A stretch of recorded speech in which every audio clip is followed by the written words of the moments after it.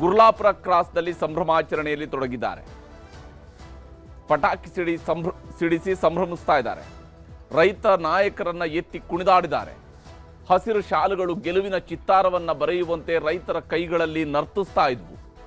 ಆದರೆ ನಿಜಕ್ಕೂ ಸರ್ಕಾರ ಕೊಟ್ಟಿರುವ ಅಥವಾ ಸರ್ಕಾರ ಘೋಷಣೆ ಮಾಡಿರುವ 3,300 ರೂಪಾಯಿ ಪ್ರತಿ ಟನ್ ಕಬ್ಬಿಗೆ ಅದು ಎಕ್ಸ್ ಗೇಟ್ ಪ್ರೈಸ್ ಅಂದರೆ ಕಟಾವು ಮತ್ತು ಸಾಗಣೆ ವೆಚ್ಚವನ್ನ ಅದರಲ್ಲಿ ಸೇರಿಸ್ಕೊಳ್ಳೋಂಗಿಲ್ಲ. ಅದನ್ನು ಎಕ್ಸ್ಕ್ಲೂಡ್ ಮಾಡಿ 3,300 ರೂಪಾಯಿಯನ್ನು ಕೊಡುತ್ತಾ ಸರ್ಕಾರ ಕೊಡಿಸುತ್ತಾ ಸರ್ಕಾರ ಅನ್ನೋ ಪ್ರಶ್ನೆ. ಯಾಕೆ ಈ ಪ್ರಶ್ನೆ ಇದೆ ಅಂತ ಹೇಳಿದ್ರೆ, ಇವತ್ತು ಮುಖ್ಯಮಂತ್ರಿಯವರು ಘೋಷಣೆ ಮಾಡಿ ಬಂದ ನಂತರ ಕಾರ್ಖಾನೆಗಳ ಮಾಲೀಕರ ಸಂಘದವರು ಮಾತನಾಡಿದ್ದಾರೆ. ಅವರು ಹೇಳುವಂತಹ ವಿಚಾರಗಳನ್ನು ನೋಡ್ತಾ ಹೋದ್ರೆ ಎಲ್ಲೋ ಒಂದು ಕಡೆ ಅನುಮಾನದ ಕಿಡಿ ಹೊತ್ತುಕೊಂಡಿದೆ. ಅದನ್ನು ಕೂಡ ನಿಮಗೆ ವಿವರಿಸ್ತೀನಿ ಇವತ್ತಿನ ಪಂಚಾಯಿತಿಯ 2ನೇ ಸುದ್ದಿಯಲ್ಲಿ. ಈಗ ಮೊದಲ ಸುದ್ದಿಯ ಕಡೆಗೆ ಹೋಗೋಣ. ತಲೆಬಾಗಿದ ಸರ್ಕಾರ, ರಾಜ್ಯ ಸರ್ಕಾರ ಕಡೆಗೂ 3,300 ರೂಪಾಯಿಗಳನ್ನು ಕೊಡ್ತೀವಿ ಅಂತ ಹೇಳಿದ್ರೆ 3,500 ರೂಪಾಯಿ ರೈತರು ಇಟ್ಟಿದ್ದಂತಹ ಬೇಡಿಕೆ ಕೊಡೆಗೆ ಅವ್ರು ಇವತ್ತದು 3,400ಕ್ಕೆ ರೈತರು ಬಂದಿದ್ರು. 3,200 ಅಂತ ಹೇಳ್ತಾ ಇದ್ದಂತಹ ಕಂಪನಿಗಳವರು, ಕಾರ್ಖಾನೆಗಳವರು 3,300 ರೂಪಾಯಿಗೆ ಒಪ್ಪಿಕೊಂಡಿದ್ದಾರೆ ಅಥವಾ ಒಪ್ಪಿಕೊಳ್ಳುವಂಗೆ ಸರ್ಕಾರ ಮಾಡಿದೆ. ಅದನ್ನು ಕೂಡ ಅವರೇನು ಪೂರ್ತಿ ಒಪ್ಪಿಕೊಂಡಿಲ್ಲ. 100 ರೂಪಾಯಿನ ಪೂರ್ತಿಯಾಗಿ ಅವರೇ ಭರಿಸ್ತಾ ಇಲ್ಲ. ಬದಲಿಗೆ 50 ರೂಪಾಯಿನ ಕಾರ್ಖಾನೆಗಳು, 50 ರೂಪಾಯಿನ ರಾಜ್ಯ ಸರ್ಕಾರ ಭರಿಸುತ್ತೆ. ಇದು ಇಡೀ ರಾಜ್ಯಕ್ಕೆ ಅನ್ವಯ ಆಗುತ್ತೆ. ಇದು ಮುಖ್ಯಮಂತ್ರಿ ಸಿದ್ದರಾಮಯ್ಯನವರು ಮಾಡಿರ್ತಕ್ಕಂತಹ ಘೋಷಣೆ. ಅದರ ಬಗ್ಗೆ ವರದಿಯನ್ನು ನಿಮಗೆ ತೋರಿಸ್ತೀನಿ.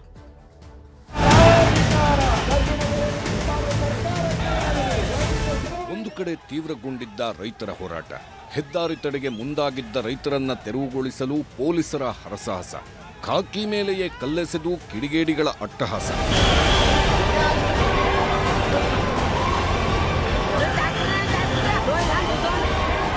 ಇವೆಲ್ಲ ಇವತ್ತು ಬೆಳಗಾವಿಯ ಕಬ್ಬು ಹೋರಾಟಗಾರರ ನಡುವೆ ನಡೆಯುತ್ತಿದ್ರೆ, ಇತ್ತ ವಿಧಾನಸೌಧದಲ್ಲಿ ಸಿಎಂ ಸಿದ್ದರಾಮಯ್ಯ ಮಧ್ಯಾಹ್ನ 1 ಗಂಟೆಯಿಂದ ಶುರು ಮಾಡಿ ಸಂಜೆ 6 ಗಂಟೆವರೆಗೆ ಸಭೆ ಮೇಲೆ ಸಭೆ ನಡೆಸುತ್ತಾ ಕುಳಿತಿದ್ರು.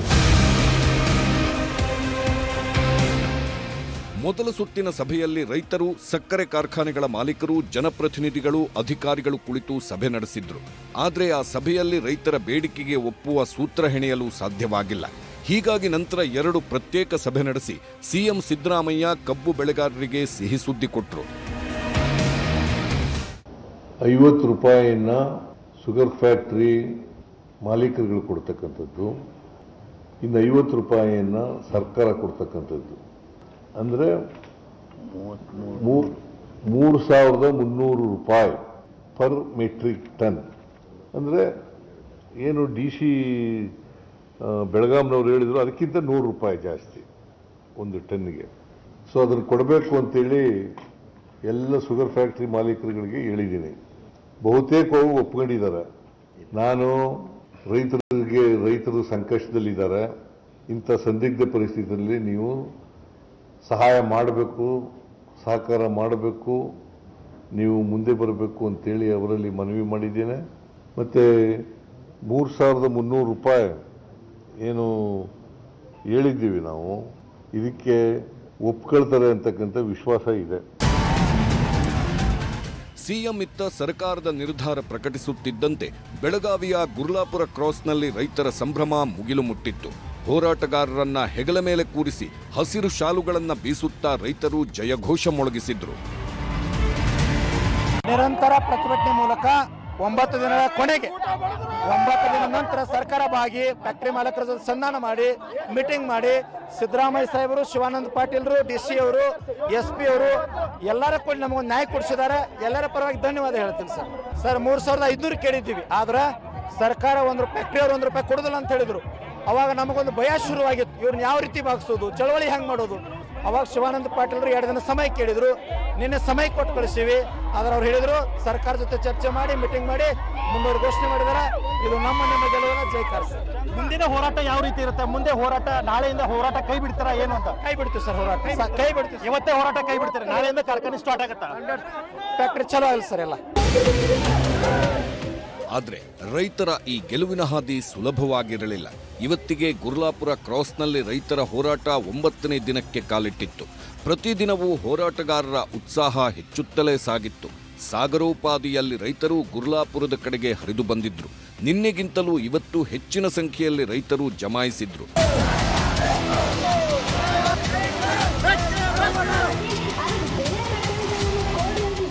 ಇದರ ನಡುವೆ ಬೆಳಗಾವಿ ಜಿಲ್ಲೆಯ ಹುಕ್ಕೇರಿ ತಾಲೂಕಿನ ಹತ್ತರಗಿಯಲ್ಲಿ ಕಲ್ಲು ತೂರಾಟ ನಡೆದಿತ್ತು. 10ಕ್ಕೂ ಹೆಚ್ಚು ವಾಹನಗಳ ಮೇಲೆ ಕಿಡಿಗೇಡಿಗಳು ಕಲ್ಲು ತೂರಿ ಹಾನಿ ಮಾಡಿದ್ದಾರೆ. ವಾಹನಗಳಿಗಷ್ಟೇ ಅಲ್ಲ, ಪೊಲೀಸರ ಮೇಲೂ ಮನಸ್ಸೋ ಇಚ್ಛೆ ಕಲ್ಲು ತೂರಿ ದುಷ್ಕೃತ್ಯ ಎಸಗಿದ್ರು.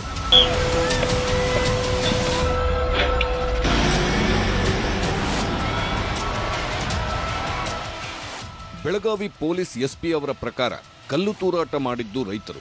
ಪೊಲೀಸರು ಸುಮ್ಮನಿದ್ದರೂ ಕಲ್ಲು ತೂರಾಟ ನಡೆಸಿದ್ದರು ಎನ್ನುವುದನ್ನ ಎಸ್ಪಿ ಹೇಳಿದ್ರೆ, ರೈತ ಹೋರಾಟಗಾರರು ಮಾತ್ರ ಅಲ್ಲಿನ ಕಲ್ಲು ತೂರಾಟ ರೈತರಿಂದ ಆಗಿದ್ದು ಅಲ್ಲ ಎಂದಿದ್ದಾರೆ. ಹಲವಾರು ರೈತ ಬಾಂಧವರು ರಸ್ತೆ ತಡೆಯನ್ನ ಮಾಡ್ತಾ ಇದ್ರು.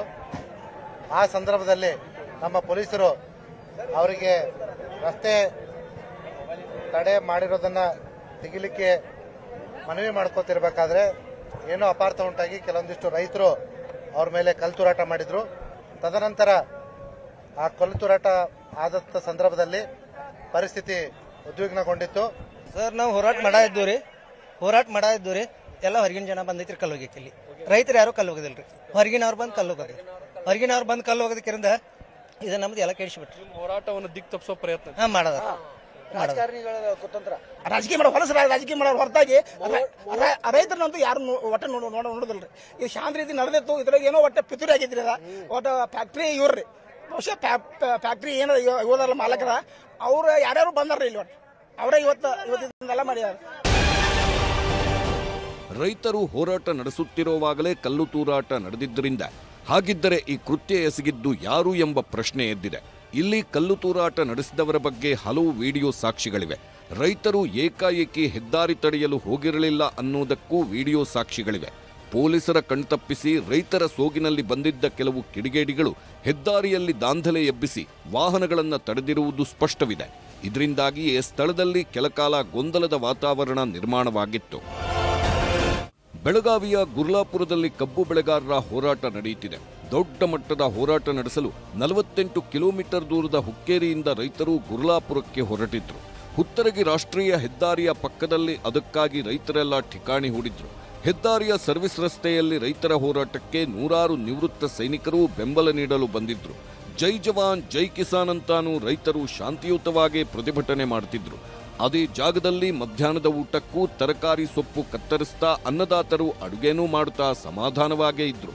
ಇನ್ನೊಂದು ಕಡೆ ಬಾರುಕೋಲು ಬೀಸುತ್ತಾ ಏನೇ ಬರಲಿ ಒಗ್ಗಟ್ಟಿರಲಿ ಅಂತ ತಮ್ಮ ಪಾಡಿಗೆ ತಾವಿದ್ರು.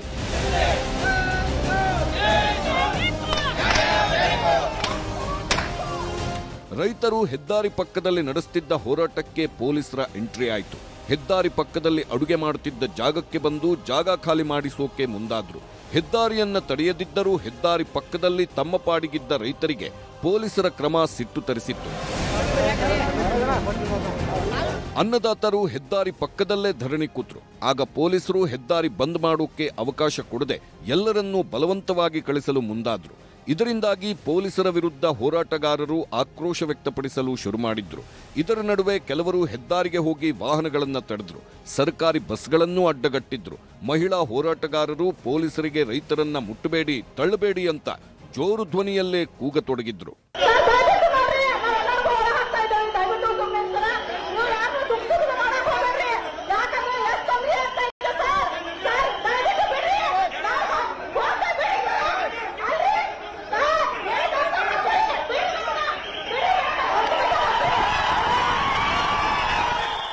ಇದರ ನಡುವೆ ಕೆಲ ರೈತರನ್ನ ಪೊಲೀಸರು ವಶಕ್ಕೆ ಪಡೆಯಲು ಮುಂದಾದ್ರು. ಯಾವಾಗ ರೈತರನ್ನ ಬಲವಂತವಾಗಿ ಪೊಲೀಸರು ವಶಕ್ಕೆ ಪಡೆಯಲು ಮುಂದಾದ್ರು ಆಗ ರೈತರು ಹೆದ್ದಾರಿಗೆ ನುಗ್ಗಿದ್ರು. ವಾಹನಗಳನ್ನು ತಡೆದು ವಾಪಸ್ ಕಳಿಸಿದ್ರು.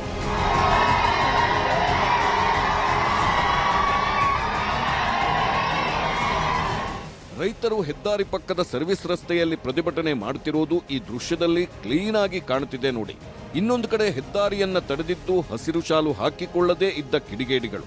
ಹೆದ್ದಾರಿ ತಡೆದ ಕಿರಾತಕರನ್ನ ಪೊಲೀಸರು ವಶಕ್ಕೆ ಪಡೆದು ಕರ್ಕೊಂಡು ಹೋಗ್ತಿದ್ರು. ಯಾವಾಗ ವಾಹನಗಳನ್ನ ಅಡ್ಡಗಟ್ಟಿದ್ದವರನ್ನ ಪೊಲೀಸರು ಬಂಧಿಸಿದ್ರು ಆಗ ಇನ್ನಷ್ಟು ಕಿಡಿಗೇಡಿಗಳು ಪೊಲೀಸರ ಮೇಲೆ ಕಲ್ಲು ತೂರಿದ್ರು. ಅಚಾನಕ್ಕಾಗಿ ಕಲ್ಲು ತೂರಾಟ ಶುರುವಾಗಿದ್ದರಿಂದ ಪೊಲೀಸರು ಗಲಿಬಿಲಿಗೊಂಡಿದ್ರು. ಸ್ಥಳದಿಂದ ಎದ್ವೋ ಬಿದ್ವೋ ಅಂತ ಓಡಿ ಹೋಗಬೇಕಾಯಿತು.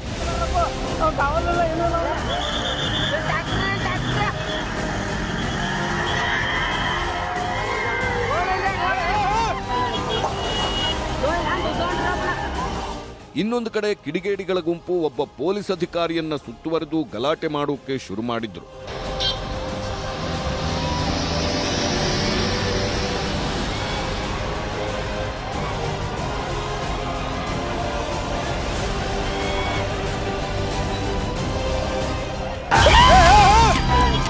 ಕೊನೆಗೆ ಪರಿಸ್ಥಿತಿ ವಿಕೋಪಕ್ಕೆ ಹೋಯಿತು. ಇದ್ದಕ್ಕಿದ್ದಂತೆ ಕಲ್ಲು ತೂರಾಟ ಜಾಸ್ತಿಯಾಗಿ ದಾಂಧಲೆ ಎಬ್ಬಿಸಿ ಕಿಡಿಗೇಡಿಗಳು ಅವಾಂತರ ಸೃಷ್ಟಿಸಿದ್ರು. ಈಗ ಪೊಲೀಸರು 30ಕ್ಕೂ ಹೆಚ್ಚು ಜನರನ್ನ ವಶಕ್ಕೆ ಪಡೆದಿದ್ದಾರೆ. ಕೊನೆಗೆ ರೈತ ಮುಖಂಡರನ್ನ ಸ್ಥಳಕ್ಕೆ ಕರೆಸಿ ಪರಿಸ್ಥಿತಿ ತಿಳಿಗೊಳಿಸಿದ್ದು, ಸಂಚು ಪಿತೂರಿ ಮಾಡಿದವರನ್ನ ಬಂಧಿಸ್ತೀವಿ, ಅಮಾಯಕರನ್ನ ಬಂಧಿಸಿದ್ರೆ ಅವರನ್ನೂ ವಿಚಾರಣೆ ನಡೆಸಿ ಬಿಟ್ಟು ಕಳಿಸ್ತೀವಿ ಅಂತ ಎಸ್ಪಿ ಭರವಸೆ ಕೊಟ್ಟಿದ್ದಾರೆ. 50 CCTVಯನ್ನ ನಾವು ಮುನ್ನೆಚ್ಚರಿಕಾ ಕ್ರಮವಾಗಿ ಈಗಾಗಲೇ ಹಾಕೊಂಡಿದ್ದೀವಿ. ಅದರಲ್ಲಿ ಯಾರು ಆ ಕಿಡಿಗೇಡಿಗಳು ಈ ರೀತಿ ಕಲ್ಲು ತೂರಾಟ ಮಾಡಿದ್ದಾರೆ ಅನ್ನೋದು ನಮಗೆ 100% ಪತ್ತೆ ಆಗುತ್ತೆ. ಈ ಒಳಸಂಚನ್ನ ಮತ್ತು ಪಿತೂರಿ ಮಾಡಿದವ್ರನ್ನ ನಾವು ಪತ್ತೆ ಹಚ್ಚಿಸ್ತೀವಿ. ಮತ್ತು ಯಾವುದೇ ಕಾರಣಕ್ಕೂ ಅಮಾಯಕರಿಗೆ ತೊಂದರೆ ಆಗದಿರೋ ಹಾಗೆ ನೋಡ್ಕೊಳ್ತೀವಿ. ಈಗಾಗಲೇ ಕೆಲವು ರೈತ ಬಾಂಧವರು ಹೇಳಿದ್ರು, ಸರ್ ಅಮಾಯಕರಿದ್ದಂಥವ್ರನ್ನ ಪೊಲೀಸರು ಕರ್ಕೊಂಡು ಹೋಗಿದ್ದಾರೆ ಅಂತ ಹೇಳ್ಬಿಟ್ಟು. ಅವರು ಅಮಾಯಕರಿರೋದನ್ನು ಪರಿಶೀಲಿಸಿ ಅವ್ರನ್ನ ಬಿಡೋ ಜವಾಬ್ದಾರಿ ವೈಯಕ್ತಿಕವಾಗಿ SP ಆಗಿ ನಾನು ವಹಿಸ್ಕೊಂಡಿದ್ದೇನೆ. ಏನಾರ ಇವತ್ತೇನು ಗಲಾಟೆ ಆಗೈತಿ, ಆ ಪೊಲೀಸರಿಗೆ ತೊಂದರೆ ಆಗೈತಿ, ಅದ್ರ ಪರವಾಗಿ ನಾನು ಕ್ಷಮೆ ಕೇಳ್ತಾ ಇದ್ದೀನಿ. ಹೌದು, ಕಿಡಿಗೆ ಒಳಗಡೆ ಮಾಡಿದ್ದು ನಮ್ಮ ರೈತ ಹೋರಾಟಗಾರ ಯಾರೂ ಮಾಡಿಲ್ಲ. ಯಾರೋ ಆ ಹುಡುಗರು ಅಚಾನಕ್ ಘಟನೆ ಆಗಿದೆ. ಅವ್ರು ಯಾರ ನಮಗ ರೈತರಲ್ಲ, ಯಾರಂತವ್ರ ಮೇಲೆ ಪೊಲೀಸರ ಕ್ರಮ ತಗೊಂಡ್ರು ನನಗೆ ಸಂಬಂಧ ಇಲ್ಲ. ಯಾಕಂದ್ರೆ ನಾವು ಶಾಂತಿ ಚಳವಳಿ ಮಾಡ್ತಕ್ಕಂಥವ್ರು. ಹುತ್ತರಿಗೆಯಲ್ಲಿ ಶಾಂತಿಯುತವಾಗಿ ನಡೆಯುತ್ತಿದ್ದ ರೈತರ ಹೋರಾಟಕ್ಕೆ ಕಿಚ್ಚು ಹಚ್ಚಿದ್ಯಾರು, ಕಲ್ಲು ತೂರಿದ್ಯಾರು, ಪೊಲೀಸರನ್ನೇ ಯಾಮಾರಿಸಿ ಹೋರಾಟದ ದಿಕ್ಕು ತಪ್ಪಿಸಲು ಪ್ರಯತ್ನಿಸಿದ್ಯಾರು ಎನ್ನುವುದು ಗೊತ್ತಾಗಬೇಕಿದೆ. ಇದರ ನಡುವೆ ಸರ್ಕಾರ ಕಬ್ಬು ಹೋರಾಟಗಾರರ ಹಕ್ಕೊತ್ತಾಯಕ್ಕೆ ತಲೆಬಾಗಿದೆ. ಪ್ರತಿ ಟನ್ ಕಬ್ಬಿಗೆ 3,500 ರೂಪಾಯಿ ಬೇಡಿಕೆ ಇಟ್ಟಿದ್ದ ರೈತರು ಕೂಡ ಸರ್ಕಾರ 3,300 ರೂಪಾಯಿ ಕೊಡುವುದಾಗಿ ಘೋಷಣೆ ಮಾಡುತ್ತಿದ್ದಂತೆ ತಾವೂ ಒಪ್ಪಿಗೆ ಸೂಚಿಸಿ ಸಂಭ್ರಮಾಚರಣೆಯಲ್ಲಿ ತೊಡಗಿದ್ದಾರೆ. ಅಲ್ಲಿಗೆ ಕಬ್ಬು ಬೆಳೆಗಾರರ ಹೋರಾಟ ಸುಖಾಂತ್ಯ ಕಂಡಿದ್ದು, ಕಡೇ ದಿನ ಕಲ್ಲು ತೂರಾಟ ನಡೆಸಿದವರು ಯಾರು ಎನ್ನುವುದು ಗೊತ್ತಾಗಬೇಕಿದೆ. Bureau report, news 18.